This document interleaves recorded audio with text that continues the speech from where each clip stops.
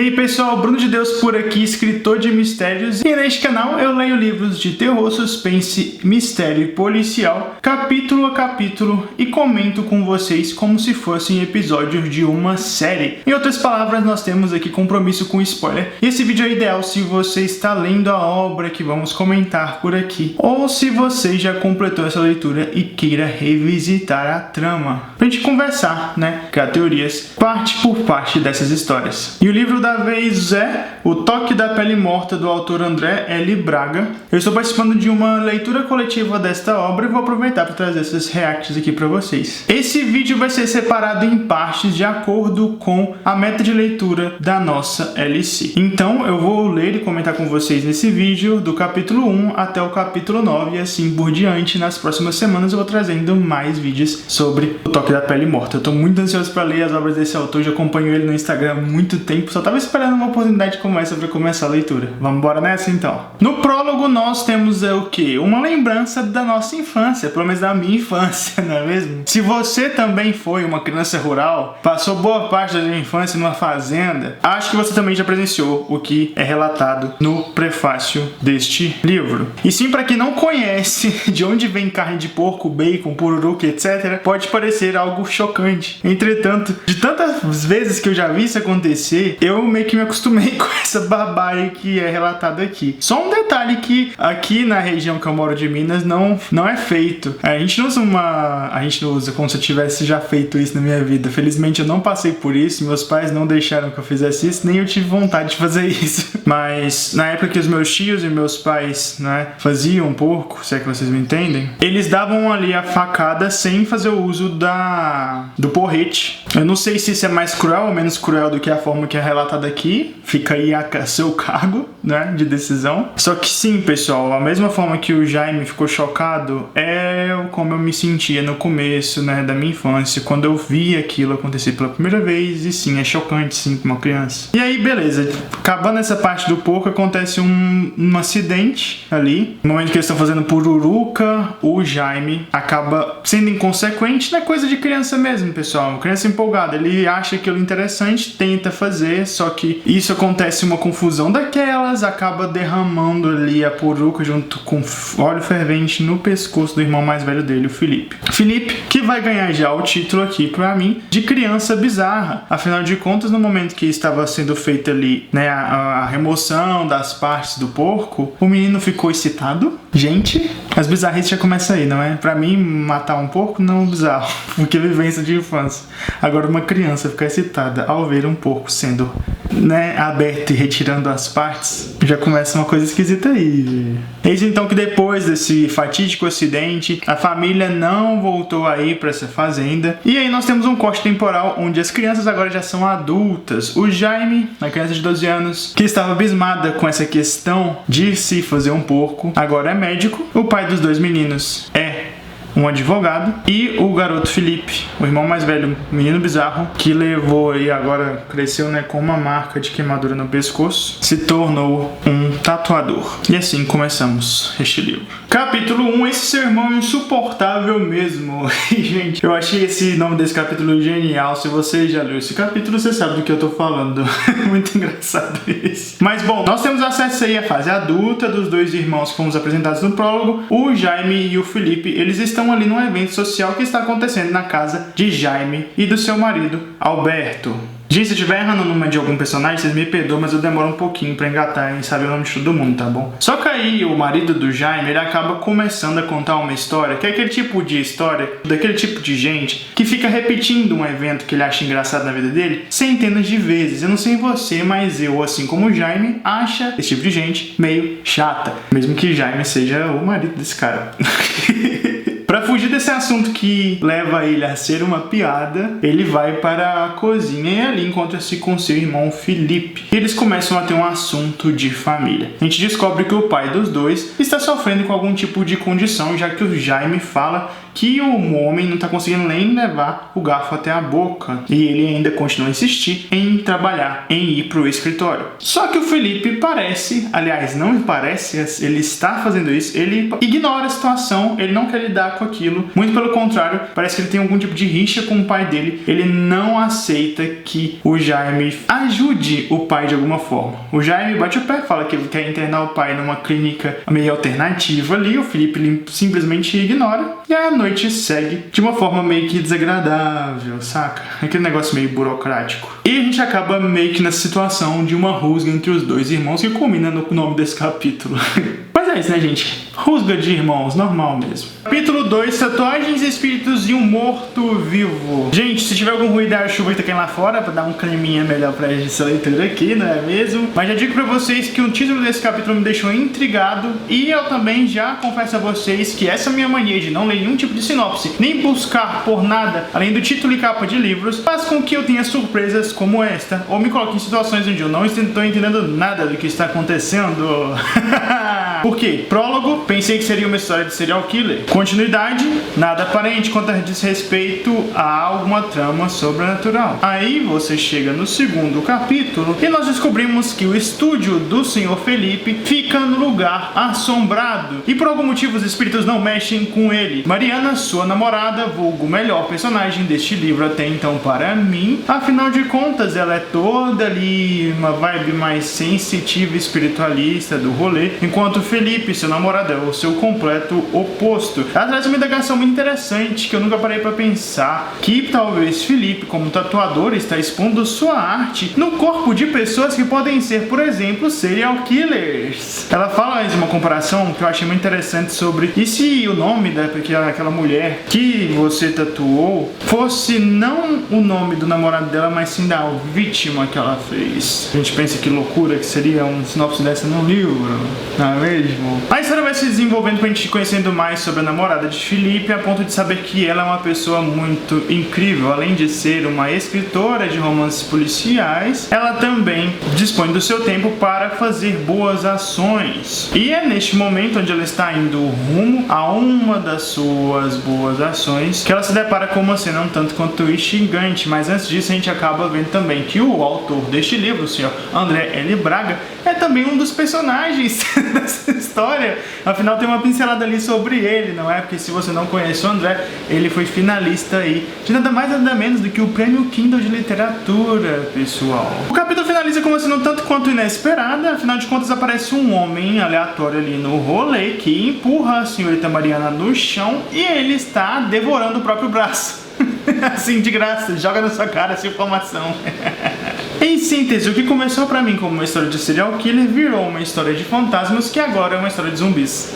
É, pessoal, capítulo 3, o surto, e tudo indica que são realmente zumbis que vão começar a fazer parte dessa história. Não esperava por isso, mas como fã de zumbis estou adorando. Eis então que Mariana aparentemente não é ali uma das vítimas da situação, ou ela saiu ilesa da situação. Eu não entendi muito bem o que aconteceu no último capítulo, né, nessa parte mais de ação e tudo mais. Mas acontece que agora estamos no hospital, Mariana e um dos seus amigos ali, que estavam com ela nessa ação social. Elas querem saber mais informações sobre as pessoas que estão lá dentro do hospital, só que a atendente não fala nada pra variar, não é? Então, a Mariana liga pro cunhado dela, o Jaime, que é médico, e fala: ô queridão, faz um favorzinho aqui pra mim, dá uma carteirada e fala pra eles me falarem o que eu quero saber logo de uma vez. Só que aí o Jaime fala: querida, não é bem assim que funciona, não é? Eu não trabalho nesse hospital, então não sei muito bem como é que as coisas funcionam por aí. Só que como eu sou um bom cunhado, vou aí pra conversar com alguém, talvez eles me dêem alguma informação. E eis que Jaime chega lá e realmente consegue o que ela quer. Só que em vez de ele falar pra ela o que tá acontecendo, ele simplesmente sai desse consultório totalmente desesperado, falando pra ela, perguntando na verdade pra senhorita Mariana se ela teve contato próximo com essas pessoas, se ela teve contato com a saliva ou com as mucosas nasais de alguma dessas pessoas. E ela fala que acha que não. E o Jaime fala: minha querida, nós temos que prestar atenção em você, porque essas pessoas que interagiram com você estão contaminadas com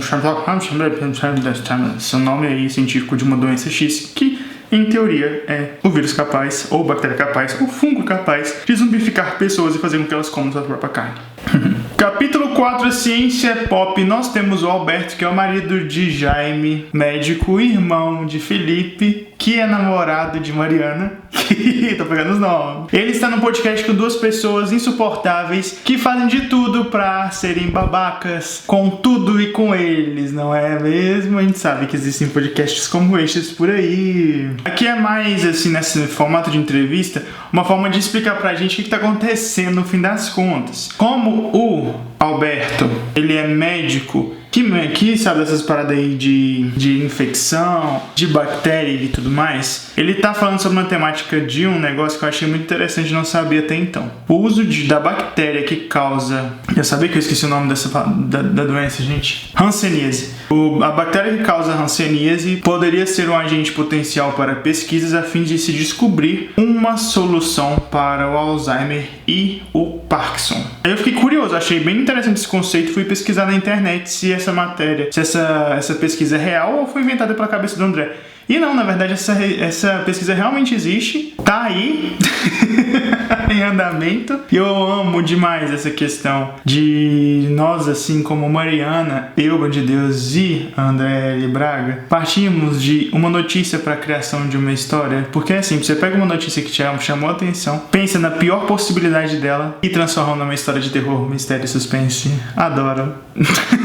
Eis então que, depois de muito desserviço, a gente acaba entendendo que essa é uma pesquisa. Provavelmente foi alguém tentando fazer testes em seres humanos que fez com que essa questão, essa condição desse surto de zombificação acontecesse. E para piorar ainda por cima, um dos entrevistados, que é o que? Gente babaca, fala: ah, querido, então tá fácil pra você avançar na sua pesquisa, pega o povo lá da Cracolândia e usa como cobaia. Nada a dizer sobre esse comentário. Gente babaca, né? Que tem de monte aí. Você balança a árvore e cai umas 10, 20, 30. Eis então que, obviamente, o médico fica bravo com essa situação e ele acaba caindo numa sinuca de bico ali. Porque de qualquer forma, de qualquer lado que ele fosse explicar o quão errado e grotesco, idiota, imbecil era o entrevistador colocou ele ali numa sinuca de bico, nem sei se é essa expressão certa a se falar, que ele seria cancelado desse podcast de qualquer forma, porque ele jogou ele por escanteio para um lado de a defesa dos animais inocentes, que no fim das contas o médico saiu de errado com qualquer forma, né, gente? A internet é isso aí mesmo. Você fala um negócio, acaba escorregando pro outro lado, você fala alguma coisa que sai um pouco da curva, o povo usa pra deturpação e você do nada é cancelado, assim como o Alberto vai ser cancelado pelo próprio marido em breve, no próximo capítulo. Capítulo 5, as origens do surto. Pessoal, aqui o autor, ele fala pra gente, né, o narrador, aliás, fala pra gente como é a situação lá na Cracolândia, já que o surto começou por lá. Não especificamente o surto da questão da zombificação, que eu imagino que são zumbis, não é nada confirmado até então, mas sim a questão da hanseníase, que é uma doença que pode ser passada, né, pela saliva e pelo muco. E como estamos falando da Cracolândia, onde várias pessoas, né, fazem o uso ali da substância, usando-se do cachimbo e compartilhando esse cachimbo, fez com que acontecesse uma verdadeira epidemia dessa doença naquele meio. E também reforço tanto que essa condição é um problema grave da sociedade e que é mais profundo do que a gente imagina, não é? As pessoas, elas acreditam muito numa versão mais monstruosa das pessoas que são verdadeiras vítimas ali. E tipo, gente, isso é margem para muita discussão. Então vamos nos atentar ao livro. A gente vai ficar muito tempo aqui conversando sobre essa questão, que é muito, muito, muito triste. Capítulo 6, discussão, viagem e pedido de desculpas. Gente, a gente viu, né, no último capítulo que o senhor Jaime mandou uma mensagem já xingando o seu marido pela afirmação dele de que está tudo bem usar animais para testes médicos, né, como ele teve que argumentar diante da sinuca de bico em que ele entrou por conta de 2 entrevistadores, filhas da mãe. Eis que, quando chega lá na casa deles, o Jaime tá no estado ali como se o cara tivesse traído ele. E reage de uma forma muito exacerbada acima do normal, porque ele chega e dá um tapão na cara do marido. Eu já estava achando o Jaime um grande exagerado, mas entretanto, imediatamente me lembrei do que aconteceu em sua infância. A questão ali com o porquinho, a questão ali com o seu irmão e, né, a queimadura no pescoço grotescos, um trauma daqueles. Jaime precisa de terapia urgente. Mas ok, Alberto reage mandando ali uma carta do Yu-Gi-Oh! Que é um trauma pessoal dele e trauma contra trauma, os dois fazem as pazes. E acaba que Alberto manda a braba ali, fala: queridão, nós vamos pra Austrália. Por conta da minha pesquisa, a gente vai passar uma segunda lua de mel lá na Austrália. No primeiro momento o Jaime fica meio assim, parece que ele não gostou tanto da questão da viagem, mas ele finge que tá tudo bem. Então é isso, pessoal, vida nova, rumo novo, viagem que bem provavelmente não vai dar certo por conta desse surto que eu acredito que seja zumbi. Capítulo 7. O perdão é a bênção a Totó, meu pai. Gente, se eu estiver falando errado essa expressão, né, essa palavra, me perdoem, porque, né, além desse capítulo eu descobri que é uma frase usada aí na religião da Umbanda, e eu tenho total respeito por todas as religiões, então me perdoem se eu estiver falando errado. E, gente, é aqui que mora a beleza de se ler livros nacionais que valorizam a cultura brasileira. A gente acaba entendendo e descobrindo mais o nosso país, tanto de questões sociais como a questão que abordou aqui, né, o André, a Cracolândia, quanto também a questão de religiões que eu não tenho contato. E é muito, eu imagino que seja muito bom você ver um personagem que compartilha das suas crenças dentro de um livro. Afinal de contas, infelizmente, muitas religiões de matriz africana não são bem vistas e nem são trabalhadas em livros comerciais, já que nós moramos num país onde, não é, existe a repressão de religiões que não sejam de cunho cristão. É difícil, é complicado, mas essa liberdade que autores nacionais independentes têm é algo a ser valorizado e é algo que a gente tem que dar uma chance pra ler, não é? Porque é muito boa essa sensação de você se sentir em casa numa leitura, na moral. Foi muito interessante ver como foi feito o ritual, não é? Onde a Mariana, que é uma graça da sua santidade, né, do seu orixá, quanto a cura da doença que ela tá temerosa em ter pego. Além dela ter feito o tratamento indicado pelo Jaime / hospital onde ela estava, né? Ela também contou com a fé dela. O que torna a Mariana uma personagem ainda mais interessante pra mim. Desculpa o chiado que provavelmente vazou no vídeo, é porque eu tô fazendo caldo de feijão. Vocês estão servidos? Capítulo 8, Hellstatt. Mais uma vez, perdão se eu estiver falando errado, eu não sei qual é o nome dessa cidade da Austrália. A viagem que eu pensei que ia ser jogada por água abaixo por um surto zumbi não rolou. Agora estou com dúvida se realmente vai acontecer surtos zumbis, porque até o momento nada foi confirmado, além do fato do cara ter comido o próprio braço, mas isso é só um detalhe. E sim, então acompanhamos o casal Jaime e Alberto turistando na Austrália. E eu tenho que confessar pra vocês que, gente, eu tenho sei lá, eu não gosto tanto deles não. Assim como eu já gosto da Mariana. Sei lá, velho, tipo, a primeira aparição deles ali no jantar, eu não entendi aquela piada que eles fizeram, então pra mim foi tipo assim, o que vocês estão falando, sabe? Eu compartilhei muito a questão do Felipe ali, tipo, gente, nossa, não, eu prefiro ficar aqui na cozinha de boa. Aí agora vai, o cara se mostra um palestrinha, eles estão lá visitando a cidade, ele fica contando sobre as coisas que aconteceram no passado. Além de ser aquela pessoa que fica falando no mesmo assunto toda vez, ainda é palestrinha. Chato, né, gente? Chato. Aí tem uma parte do narrador fala que o casal, eles se entendem muito bem porque só eles conseguem se entender, afinal de contas eles, né, trabalham numa mesma questão que é a medicina, e eu me pego pensando, será que é por isso que eu não me conecto tanto com esses dois? Porque eles falam coisas que só os dois conseguem trocar? E ainda mais tem a questão ali que tem uma pulga atrás da orelha, porque depois de turistarem pela Austrália, finalmente o Alberto ele vai na reunião que ele tem ali com os chefes dele, da pesquisa dele, que é uma empresa farmacêutica fodona lá da Austrália / mundo inteiro. Eles estão financiando a pesquisa que o Alberto tá fazendo quanto à questão do remédio para Alzheimer / Parkinson, que pra mim vai ser o que vai desencadear toda a porcaria que vai se transformar no caos que eu tô pensando que vai acontecer nesse livro. Só que eis o ponto de ignição para um surto zumbi, que o chefe do Alberto fala, querido, quanto tempo você vai me mostrar um remédio que eu possa fazer dinheiro com ele, saca? Que eu possa comercializar? Alberto fala, sob pressão já, 18 meses, mesmo que ele saiba que talvez não dê tempo. O cara fala assim, não, um ano você vai me entregar isso, senão eu vou cortar a verba. E aí o Alberto fica, né, triste com essa situação, é claro. Só que tem uma frase ali que me faz ficar com uma pulga atrás da orelha e pensar que minha rusga com o Alberto vai se transformar ainda em uma coisa muito maior. Por quê? Porque E Alberto ouviu a seguinte frase do seu chefe: faça esse medicamento acontecer e entrar no mercado, custe o que custar. Isso me leva a crer que Alberto, mesmo que ele tenha questões quanto ao passado da família dele, que teve coisas com a questão do regime nazista, os avós dele foram presos como prisioneiros de guerra, que eram alemães, desculpa porque eu não sei falar também certinho, que não concordavam com o nazismo, e então eles foram presos. E o Alberto tem toda uma questão com isso, né? Sente muito culpado de alguma forma, sente atormentado até mesmo por visões dos seus sonhos sobre aquela época horrível da humanidade. Mas eu vejo que talvez ele vai ter que passar por cima dessas questões para cometer o mesmo tipo de questões absurdas que já foram cometidas pelo governo que ele repudia. Pesadinho.